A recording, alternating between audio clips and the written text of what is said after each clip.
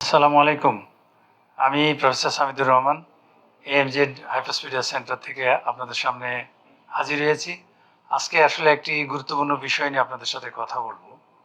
সেটা হচ্ছে, আপনারা জানেন যে হাইপারস্পিডিয়াস এমন একটি রোগ যেটিতে পেশাবের রাস্তাটি পুরুষাঙ্গের মাথায় না হয়ে একটু নিচের দিকে হয় এবং পুরুষাঙ্গটি বাঁকা থাকে এবং এর যে বাড়তি চামড়াটা নিচের দিকে থাকে না বা কম থাকে। তো সাধারণ মানুষ এবং সাধারণ ডাক্তার সবার মধ্যেই একটা ধারণা রয়েছে যে এই অপারেশন করলে অনেকবার একবারে ঠিক হয় না, একাধিকবার করা লাগে। তো আজকে আপনাদের সামনে কেন অপারেশনে ব্যর্থ হয়, কি কারণে ব্যর্থ হয় এবং অপারেশন ব্যর্থ হলে কি করণীয়, কোথায় যাবেন, কি করবেন, এটা আসলে কারেক্ট হবে কিনা সেই সব বিষয় নিয়ে আপনাদের সামনে আমি দুই চারটি কথা বলবো ইনশাআল্লাহ।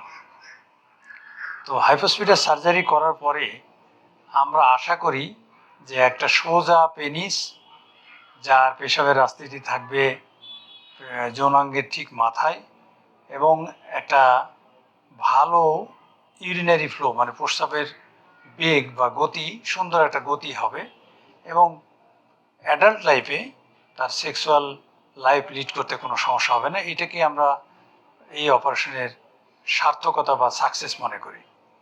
অন্যদিকে যদি এই অপারেশন করার পরে কোথাও লিক হয়ে যায় অথবা যে টিউবটা বানিয়েছিল সেটা যদি খুলে যায়, যেটাকে আমরা ডিসরাপশন বলি, অথবা রাস্তাটি ঠিক পুরুষাঙ্গের মাথায় না নিয়ে নিচে রয়ে গেল, অথবা বাঁকা পরিপূর্ণ কারেক্ট হলো না, অথবা নর্মালি একটা খতনা করলে পেনিসটা দেখতে যেমন লাগে সেরকম না হয়, একটু এবড়ো খেবড়ো হলো, সেই রকম সার্জারিকে আমরা ফেইল্ড হাইপোস্পিডিয়াস বলি বা ব্যর্থতা এখানে আছে কিছুটা, তার মানে পরিপূর্ণ ঠিক হলো না।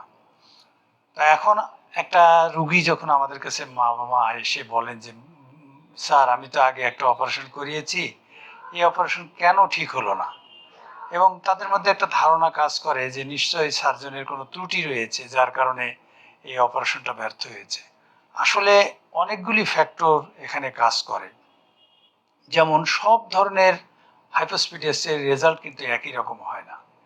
যেগুলির এই ফুটাটা একটু সামনের দিকে থাকে, বাঁকা থাকে না বা কম থাকে, সেইগুলিতে কিন্তু রেজাল্ট ভালো হয়। অথবা ইউরেথাল প্লেট বলে, যেটা দিয়ে পেশাবের রাস্তা তৈরি হয়, সেটা যদি একটু ওয়াইড হয়, চওড়া হয়, তার রেজাল্ট কিন্তু ভালো হয়। যে বাচ্চার পেনিসের লেন্থটা একটু 5 সেন্টিমিটারের বেশি, গ্ল্যান্স বা মাথাটা 1.5 সেন্টিমিটার থেকে ডায়ামিটার বেশি, তাদের রেজাল্ট কিন্তু ভালো। অন্যদিকে পেনিসের কার্ভেচার যদি খুব বেশি থাকে, মোর দ্যান 50 ডিগ্রি থাকে, পেনিসের লেন্থ যদি ছোট থাকে, নর্মাল যে ফোঁটাটা সেই ফোঁটাটা যদি গোড়ায় অথবা থলির মধ্যে থাকে বা থলির পিছনে থাকে, এগুলির রেজাল্ট কিন্তু খারাপ। ওভারঅল সারা বিশ্বে ডিস্টাল ভ্যারাইটি, যেগুলিকে সিম্পল বলি আমরা, এইগুলিতে 5 to 10% কমপ্লিকেশন রেট আছে। আর যেগুলি প্রক্সিমাল বা কমপ্লেক্স ভ্যারাইটি বলি, সেগুলিতে 20 to 30% কমপ্লিকেশন রেট আছে। এখন প্রশ্ন হচ্ছে যে তাহলে এই কমপ্লিকেশন হওয়ার পিছনে কারণ কি? রোগীর কিছু কারণ রয়েছে, সার্জিক্যাল টেকনিকেরও কিছু কারণ রয়েছে, এবং স্কিল বা একটা যে দক্ষতা, সার্জারির যে দক্ষতা এবং একটা স্পেশাল কেয়ার সেন্টারের যে কেয়ার, এই সব কিছুর মূলত একটা ইফেক্ট হয় একটা রেজাল্ট।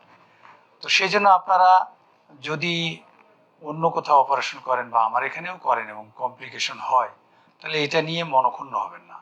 মনে রাখবেন, কমপ্লিকেশন যদি মেজর কমপ্লিকেশন না হয়, তাহলে যে কমপ্লিকেশনটা হয় সেইটা ঠিক করা বা রিপেয়ার করাটা relatively easy, relatively less costly, এবং হসপিটালে কোনো সময় থাকতে হয় অথবা না থাকলেও একদিন থাকতে হয়, অথবা ডে কেস মানে দিনের দিন অপারেশন করে দিনের দিন চলে যেতে পারেন।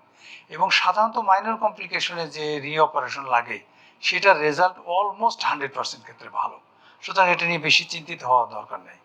তবে আমার মনে হয় যে এই সার্জারিটা একটা স্পেশাল কেয়ার সেন্টারে হওয়া উচিত, কারণ এটা একটা টিম ওয়ার্ক, শুধু সার্জনের উপরে নির্ভর করে না। ডেফিনেটলি সার্জনের এক্সপিরিয়েন্স এবং স্কিল একটা বড় ফ্যাক্টর, তারপরেও ওটির অ্যারেঞ্জমেন্ট, ইনস্ট্রুমেন্ট, সুসার ম্যাটেরিয়াল, ওটির staff, post operative care, even বাবা মাকে কাউন্সিলিং করা এবং তাদের কমপ্লায়েন্স, খুবই জরুরি এই সার্জারির ভবিষ্যৎ মানে ফলাফলের উপরে। তা আমরা মনে করি যদি কোনো কারণে এরকম কমপ্লিকেশন হয়ে যায়, আপনারা প্রপার জায়গায় আসবেন, একটু স্কিল সার্জন যারা আছে, এক্সপিরিয়েন্স সার্জন যারা আছেন তাদের কাছে যাবেন। তারা আমার মনে হয় তাদের মনোসংযোগ এবং মেধা মননশীলতা দিয়ে প্রপার ইভ্যালুয়েট করে যদি একজ্যাক্ট প্রসিজিওর মেনটেন করে, তাহলে এই কমপ্লিকেশনগুলি সহজেই দূর হবে ইনশাল্লাহ।